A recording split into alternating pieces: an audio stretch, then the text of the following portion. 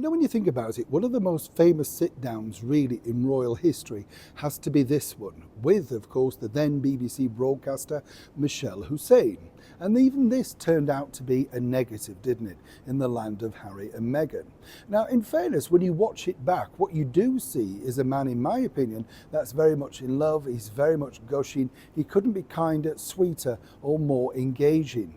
What you see, though, with Meghan Markle is somebody who's very controlled, but almost just trying to rein in exactly her true feelings. The writing was on the wall. Many people saw it, including, of course, the late Prince Philip, Duke of Edinburgh, who very quickly christened her the Duchess of Windsor. Something that she couldn't get over.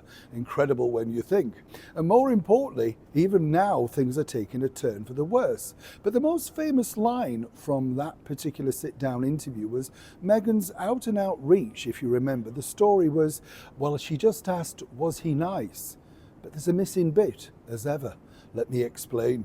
Morning chums, nice to see you. Thank you so much as ever for joining me today in 10 Downing Street. This is what I'm doing when I'm not actually making videos and of course telling you the inside track on other stories that are not politically minded, as it were. Hope you're keeping well, whatever you're doing. You all right? The Christmas tree is here now, and that's apparently going to be switched on by the effervescent Sir Keir Starmer next week, along with no doubt a local choir singing Christmas carols. It's all very festive, isn't it? But of course, behind the scenes of that famous black door, sorry, I often get the gills, but behind the scenes of that famous black door, there's nothing festive. You might be seeing the sharpening knives, but of course it's not to cut and slice the turkey. Somebody's going to be the turkey, and many people might believe it could in fact become the current British Prime Minister. It's not exactly having the very best of times, but of course not only that, not many people, if you like, and the, well, ex-royals are having the best of times either. A bit of a disastrous week. Now, before we go any further, can I just ask you, if you don't mind, chums, could you please like, share, and if you can, comment respectfully on the stories. It does help, and if you can, of course, hype it. Yes, we've discussed it before. Yes, we have, and I think I've worked it out now. Have you been hyped yet? Yeah, well, it's probably just the way you stood, but the thing is, of course, consequently, it's a new thing that can help the videos. And of course, the more chums that we have, the bigger chance, of course, you're going to meet somebody and engage and have wonderful conversations and meet new friends. That is, as I often say, the real sort of chrysalis of what this was about for me, getting people together, and of course me being able to get so many friends literally around the world. It's incredible. So thank you for all of those that have done that anyway. Really appreciate it. Let's get back to your royal story of the day.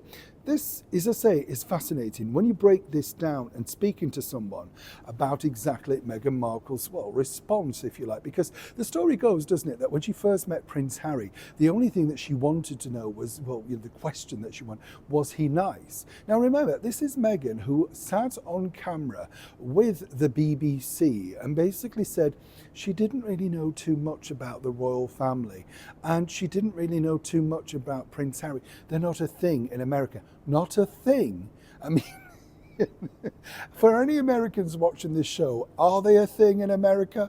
You know, I mean, I'm not just talking, of course, about the late and beautiful Diana, Princess of Wales, but basically anything. I mean, you know, people, Prince Charles, the Queen, the Duke of Edinburgh, the Queen Mother, were they a thing? Is Meghan Markle being truthful about that? I know. Well, do let me know. Put it in the comments, you see. Now, here's where this is getting more interesting, because speaking to someone very close to Meghan, who basically says, and again, I have to say allegedly, yes, she did in fact say that line, is he nice? But not before she said, you mean what? Who? The right, Prince Harry? And then, is he nice? Because of course, you know, ultimately she'd already got a very good connection, but then she pulled herself back, according to this source. And again, I have to say allegedly. Remember, she'd already farmed very, very cleverly with Princess Eugenie all the things that she would need to know, you know, the tricks and everything like that. Now, do not forget that whether Princess Eugenie knew what she was saying, chatting along to Meghan, because remember, Meghan also claimed that she had no idea who Princess Eugenie's father was. Now, as I've already debunked this previously, Princess Eugenie showed endless pictures of her family to Meghan Markle. So how come she had no idea who Prince Andrew was? Forget the other story for now, chums. You know what I'm saying. And again, this is where it's very interesting, because suddenly Harry clearly was taken in by that. Was he nice? And the story, developed, didn't it? He ran late. She wasn't sure he was going to turn up. Apparently she was angry. The rumour goes that she was already wearing his late mother's perfume. So you can see how this particular story evolved and got very convoluted. But this particular source is very adamant that Meghan Markle was very aware and also incredibly nervous about meeting Prince Harry, because she knew that this would be a chance of a lifetime. Let's not forget, this is an actress of a certain age, right, who's not getting her contract renewed, had come over to London in the vain hope on a number of occasions to land things like a reality show or perhaps a stint on Strictly Come Dancing, you know, the sort of thing. But those sort of things didn't come through, simply because she wasn't really famous enough over here in London. Nobody had actually got any idea who she was. Suits wasn't a big show. And as Harry himself pointed out, it wasn't Suits that first attracted. So the story about where, which I've already told you, where Catherine and William apparently were just absolutely cock-a-hoop because Prince Harry was apparently dating someone from their very favourite TV show, you can now see is a very convoluted, again, story, all engineered to make Meghan Markle feel very special. Harry knew very quickly that he's going to have to win over, some might say, this very difficult princess in waiting. But so the story goes that, yeah, she did like him and she wanted to know if he was going to be nice. But remember, Meghan had already tried to get a fishing hook into the X Factor star Matt Cadell, who I also know, and he never responded to the phone calls. And then, of course, there was the footballer Ashley Cole, and her friend, the socialite Lizzie Cundy, has been very vocal about that. But of course, then she had to drop Lizzie Cundy because Lizzie might talk too much. Well, hasn't stopped her clearly because she shared her story. But as you see, the stories truly evolve and move along at a very fast pace. They decide to rewrite their own narrative, and Meghan seemingly thinks that there's no record of this. Remember, when she sat down with the BBC, she pointed out that, well, afterwards this was orchestrated reality and not at all what she'd anticipated, and she wasn't too happy about it, remember? Again, where this gets even more interesting is, at a recent event, a big Hollywood star-studded event, one where Meghan Markle could have only dreamed about attending a few years back, well, it didn't exactly go according to plan. And it's not about the deleted pictures, and it's not about the unflattering picture of Meghan Markle stood alongside Kris Jenner, but it's exactly what was said at the party that apparently set those tresses upwards. As ever, let me explain. This was supposed to be a sparkling night, the thing really that Meghan Markle had dreamt upon, really. The Kardashians to her were far better, many might suggest, than our very own British royal family, true monarchy, because of course to her, she'd seen their TV show. They'd gone from virtually nothing with some rather dubious sort of backstory to, well, becoming billionaires, seemingly just being able to make money by turning up in Las Vegas and pretending to DJ or whatever they decided to do. And you can't knock their entrepreneurial skills. They've made millions, and of course this is all under the tutelage, many might say, of the excellent manager that is their mother, Kris Jenner. And of course this was a big night, Kris Jenner's 70th birthday party, a James Bond theme party, and the great and the good were there, all at Jeff Bezos's house. What a night to remember. You're never going to forget that. And of course, this was all about making memories. As I told you originally, what was going to be interesting was the fact that, well, they definitely wanted some element of royalty there. You know, the high pitch would have been, of course, Catherine, the Princess of Wales, and Prince William. And even though they could offer to donate to various things, there was certainly no opportunity for that happening. Likewise, the Queen and Camilla. So, of course, they went further down the Richter scale, and that would be Sarah Ferguson, or the Duchess of York, as she was then known. Fergie really would have gone anywhere, and quite frankly did turn up at some rather strange events. Some suggest also for money. But, you know, a true royal who still got, of course, the late Queen's corgis by her side is definitely a talking point. Now, of course, she couldn't have brought along the Duke of York, as he then was, now simply Andrew Mountbatten Windsor, because of the difficulties, shall we say, that are now attached to him, and I don't mean that unkindly. But of course, when all of that really sort of evolved, she had to have a rethink, according to a source, and well, they'd already been sort of muted as an idea, but Meghan Markle had already tried desperately to make sure that she could get the Kardashians on side for quite a few years. In fact, you know, she wheeled out her mother, Doria Ragland, who looked very embarrassed to be stood with them, if you remember. But this is Meghan, pushing hard and fast. She wants what she wants, and consequently gets what she wants. You get the picture. Moving forward, though, obviously the dream finally came true. Meghan, clutched of course with Prince Harry's hand, stepped out of the limousine and into what she thought was her fairy tale dream. Sadly though for Meghan, the fairy tale very quickly turned into a nightmare, and as many now people know, well, she openly lied, allegedly, claiming that she didn't want those pictures put out simply because she didn't sign the release form. Turns out, once again, there was no release form. And as I told you in a previous video, somebody is going to get hung for that. Won't be Meghan Markle, of course. And seemingly what I find odd, really, right, chums, is the fact that doesn't Harry ever wake up and think whatever they do seemingly comes back in a bad light? But apparently the moment Meghan turns on the tears, then everything moves in a different direction. You get the picture.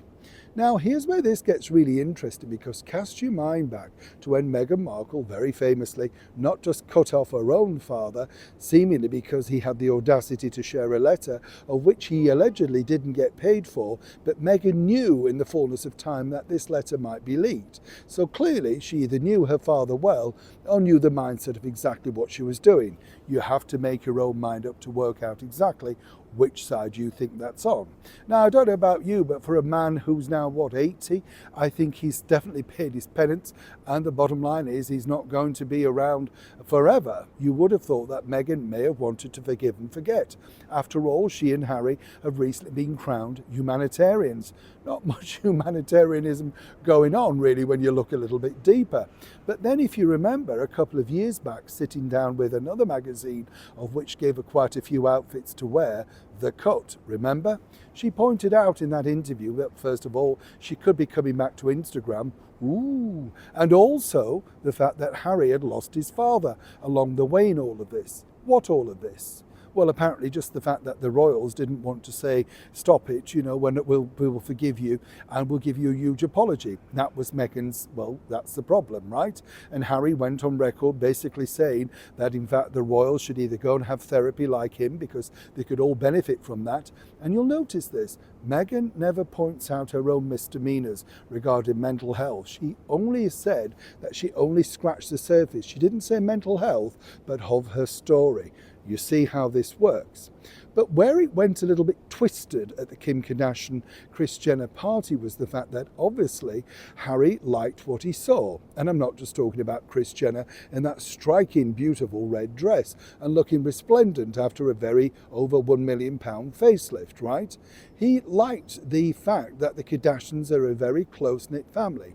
And as people who were speaking to him at that party pointed out, yes, their arguments, which have been detailed very dramatically on screen, are real. They do have those moments. And let's be honest, they're all sisters, they're all of a certain pivot, and they're all going to argue over everything from hairstyles, makeup, figures, and just general family feuds. It's what it's about. That's what made their show, Keeping Up with the Kardashians, very successful. But above all else, they love, care, and cherish each other. And when the chips are down, are very much there for each other. This truly, according to a source, resonated with Prince Harry. Not more so than somebody else who was talking to him, a major A-list star, who basically pointed out that it would be beneficial for him to try and reach out and connect with his family before it's all too late. Now, Harry, as you know, has basically mentioned this before on camera about the fact that, he doesn't know how long his father has. And clearly this is something that's whirling around that mind of his. But, the problem that you have is when you think about it, there's one person stopping that. There is no reason why Harry could not come over here and try and patch it up with his family. Of course, many people don't trust him, including his elder brother, His Royal Highness the Prince of Wales, Prince William, and rightly so. And given, of course, the fact that, his wife trashed his wife on camera, basically claiming that she made her cry, etc., well, it doesn't bode well. So what was the problem? Well, apparently, according to an excellent source, Harry dared to bring this up with Markle, all about, time is short. We should try and draw a line under these things. We're now in our 40s. This is the situation. We've got 2 young children. Again, I have to say allegedly, but this is from an excellent source. And the problem that you've got is I truly believe that Prince Harry does see that thing. He does see that point in his life, and he does see the reasoning as what you should do and how you should move on. Seemingly, though, what's interesting with Markle is that whenever you cross her, whether it be a friend, and it doesn't matter how long you've been friends, Millie McIntosh, Jessica Mulrooney, everything that you've done for this woman pales into insignificance because it's not exactly what you did or what you should have done to keep her sweet. The only person seemingly that she hasn't fallen out with in this very, very long journey is none other than the Soho House boss, Marcus Anderson, a very clever businessman, mover and shaker, and clearly knows all the secrets of Markle. I've met many Marcuses in my time, right? And they're very clever at just borderlining on the right side. What you'll notice is, according to a source, he has no plans to let the world know via that very much visited website of his establishment that Markle's products are there to buy. That close, friends, you get the picture. But what's interesting is this has really scratched Harry now, and he looked at the Kardashians and thought, I like this. He saw them all embracing, he saw them all laughing, giggling, and he realised that actually he has a very close and very tight now circle. One might suggest not too many friends, and I don't mean that unkindly, but consequently the family is his children and the wife. And Harry really, having seen the Kardashians, truly thinks the time is right to try and put something together. There's just one thing stopping him, as ever. At the start of this year, Meghan Markle famously, if we all remember, ran into the sand, filmed of course by the King Vidor of the mobile phone filming, Prince Harry, to let the world know that 2025 had arrived. And this, well, the significance really, the sort of euphemism, for want of a better word, there's a big word at this time of the night, yeah? Well, the euphemism really was it was going to be her year. And then, of course, the LA fire struck. Or indeed, that's the story that Meghan Markle likes to now to perpetuate. But it does look like things are about to get even worse, if that were possible, coming up in 2026. And particularly for the former role known as the Duke of Sussex, Prince Harry. This is because for 9 days at the very start of the new year, it looks like he's about to meet, if that were possible, his worst nemesis. Get those teeth in for that, right? And the bottom line really is it couldn't get much worse. Let me explain. See, as many people now know, Prince Harry seemingly does sort of spend most of his time in the litigation game, It's about back and forth, it's about this is what it is, this is what I'm doing, etc. And the bigger picture for him really is they can't leave much area for growth for, what he may really want to do. We're told charitable endeavours, you get the picture. So moving forward, what you've now really got is Harry coming up against somebody, a big cheese in the publishing world, none other than the former editor of the Daily Mail, Paul Dacre. Right? Now, I've met Paul Dacre on a number of occasions, not a man to be crossed lightly, and he will be one of the star witnesses brought in against the latest litigation between Prince Harry. Of course, his cable TV actress wife won't be there to support him, so Harry clearly could be literally alone facing this. Why is this a problem? Well, you see, the problem that you've got is that clearly we're talking about an issue from many, many years ago, and Harry is doggedly pursuing this. This isn't really about his current life at all, it's about his previous life. And what you can see from that is that clearly there's a man not at rest with what's happened previously, and there lies your problem. But this is going to be a very expensive case. Not only has a star witness, pulled away from it already, it's shaping up to be catastrophic, one might suggest, for Harry. Now, as you saw the last time that he got into the courtroom, a lot of it was, couldn't remember, I'm not quite sure, it wasn't really me, etc. This won't wash this time around. Now, in many respects, maybe Harry, a little bit like the previous court case, if you remember around about this time last year, he sat down with the New York Times talking about how he was going to push ahead and take on the big cheeses of News UK and all that sort of stuff. And then very much at the 11th hour, decided to accept a payment. Not so much the Dragon Slayer there, you get the picture. And I'm not knocking him, these are big beasts to take on. But consequently, as I've often said, if you look at the bigger celebrity picture, and indeed the way that Prince William, His Royal Highness the Prince of Wales, reacted when he had a similar problem, you simply draw a line under it. That is the best thing to do.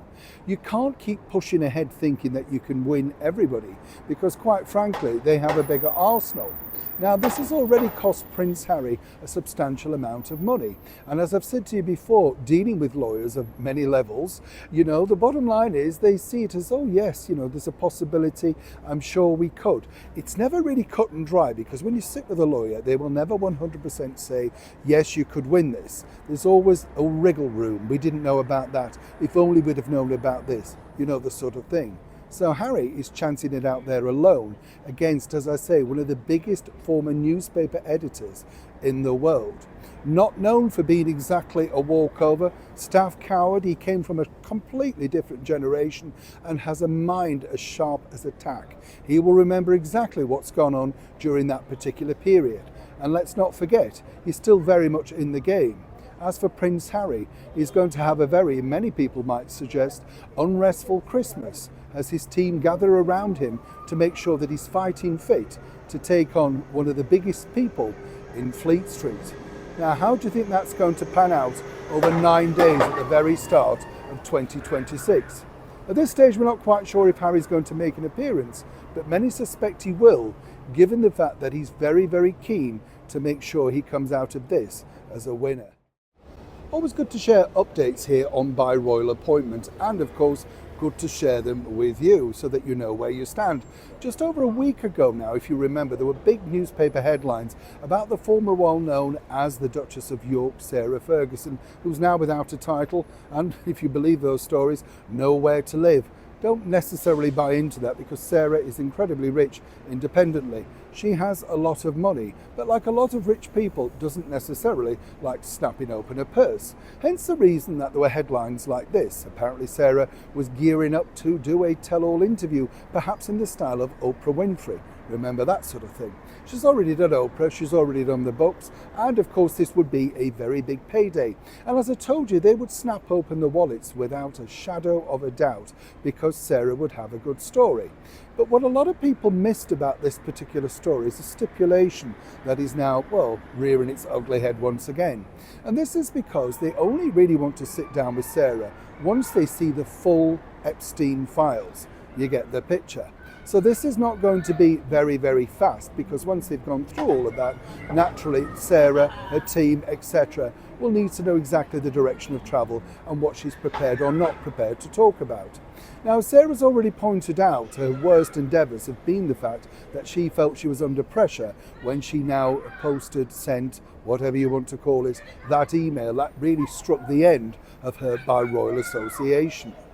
And the other side of the coin as well is that really whatever she talks about, she would have to say exactly who was in place at that particular meeting, get together, soiree, whatever, and the background to some of those pictures.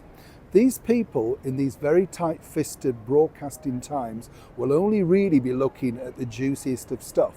It won't be like the old days when Sarah sat down with Oprah Winfrey and there were very much barriers about what she wasn't allowed to say because, of course, she didn't want to offend the late Queen, Queen Elizabeth, who I have to say Sarah has always been very respectful of.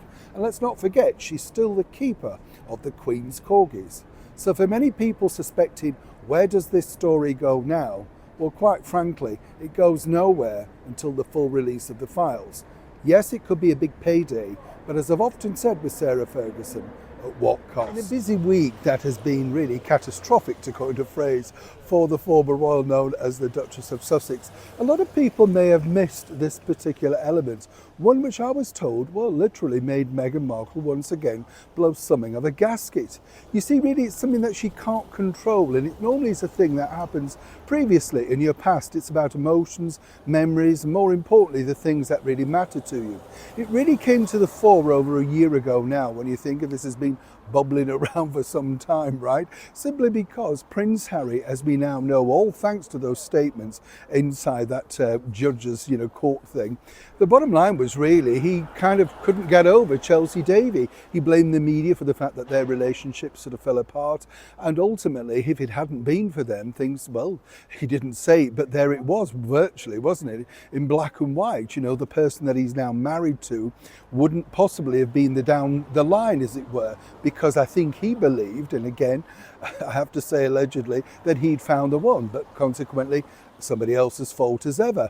But this, right, is interesting simply because, as you may know, Catherine and Chelsea have maintained a very good friendship, right? They've continued to be friends, still in correspondence, all of that sort of stuff. And Chelsea's very supportive of many of Catherine's endeavours behind the scenes, something which at that time really irked Meghan Markle because, as you know, if you're not in with the gang, you're not in, you're out, that's it, you're gone, everything's moved off. This was another simmering thing that people didn't realise, right? Where this is interesting is just, of course, as Meghan's fledgling and really trying to prove to people that she's a warm-hearted person who makes jam, puts a leather binder now inside the honey pot thing, even though she's openly said she doesn't read herself, right? I mean, you just couldn't make this stuff up, could you really? The bottom line now is that, well, Chelsea Davy came out and decided to share some never-before behind-the-scenes pictures of course, her wedding. A spectacular day, very private, etc. And, they're moving sort of locations. So she was looking back at memories, all of that sort of stuff. And, well, according to an excellent source, a brilliant source, let me tell you, well, apparently Prince Harry is still very much checks in on Chelsea Davy's life and stories, seeing what she's doing, what she's up to, and this did not escape his attention. Now, you can imagine Meghan Markle sees this as a terrible narrative, really, because, as I say, on a pivotal week when things are going dramatically wrong, the Harper's Bazaar thing's been a bomb, everything else has sort of, fallen apart, suddenly there you have the woman that clearly, in many people's eyes, he hasn't quite got over, right? It wasn't his decision, remember. People forget that. Chelsea decided she didn't want it. And everybody speculates that about the royal family side of it. There were bigger issues, as there always are in relationships. I'm not knocking both sides. They were very young, and consequently, she's worked through it. Clearly, Harry hasn't. Where this is interesting, though, is you see, not only that, Meghan apparently was not just furious at the fact that suddenly she's now back on the scene, but more importantly, yes, you see, well, Chelsea's very much supporting Catherine under the radar, just ahead, of course, of Catherine's carols at Christmas. Why is this important? Well, as I said, the two ladies got on, right? They did get on. They were both at the certain points in their relationship, so leaned into each other. Both have been incredibly discreet about their friendships. Chelsea's never spoken about anything negatively about her time in the royal family. And Meghan Markle, like probably a lot of current squeezers, does not want to be reminded of a former squeeze. But this one, executed brilliantly by Chelsea Davy, just a very much silent support on the week that Catherine was giving speeches out and about for her charity. Meanwhile, Meghan's love bombing on Instagram, trying to get you to buy her honey, jam, and now a leather bookbinder. Bet you're all rushing for that. Well done, Chelsea. As 2025 comes to something of a shuddering halt for Meghan Markle, and possibly not in the best way, naturally, right? With love, Meghan will come and go. Nobody really will be too bothered about it. People will pick it apart. And as I said, for me, I don't really have a problem with it. It just doesn't smack you as brilliant. It certainly doesn't smack you as something that you want to sit down and rewatch again. And I can't understand why Netflix would even contemplate wanting to go down a similar path. But, you know, you never know. She may surprise us, right? More importantly, what's interesting really is that Meghan has to gear up for another setback, right? And this is a big setback in many respects. This is because next year, well, once again, another famous American will be back in the spotlight. And this is all thanks to the wonderful acting legend, Dame Joan Collins, a lady that I know very well, interviewed her on a number of occasions, and this time around will be starring alongside another beautiful actress, Isabella Rossellini, the daughter of Ingrid Bergman. And they made a movie together all about Wallis Simpson and her final days. And it's a brilliant sort of movie. I can tell you it's been very well researched and based on a lot of factual things. So, you know, obviously slightly soapy in many respects, some people might say, but people will want to watch it. Meghan knows without a shadow of a doubt that the comparisons once again will come out, right? But it's not about just comparisons, is it? When you think about it, Meghan herself turned up at the Platinum Jubilee Award in an identical outfit. She's cosplayed Wallis Simpson on a number of occasions. But of course she knows not only did the Duke of Edinburgh point out very quickly that Meghan Markle reminded him of the Duchess of Windsor, but consequently for her, she knows this gets a lot of attention. People click on, look at the outfits, compare them. She's just all about wanting attention. But you see, the problem with this is all that negativity will come up, and this won't play out very well for both Meghan and Harry, simply because their story, even though it's 70, 80 plus years ago now, really comes back into the forefront. And particularly do not forget, of course, that we've got senior members of the British monarchy now planning for next year to go to the United States of America. Catherine and William, it will be super. It's real royal superstars arriving on the United States soil. Meghan knows that she can't compete with this. And of course, another moment of negativity, if you like, another moment of compare and sort of splice and all of that, well, it won't work well for her. Now, of course, she will claim she's not seen the movie. She doesn't really know anything about Wallis Simpson. A little bit like when she claimed she didn't know anything about her husband, Prince Harry. She wasn't too aware. Meghan has studied Wallis Simpson to the T and knows exactly what Wallis did and what she's about, and apparently was very inspired by her story, seemingly because in her eyes everything was for love.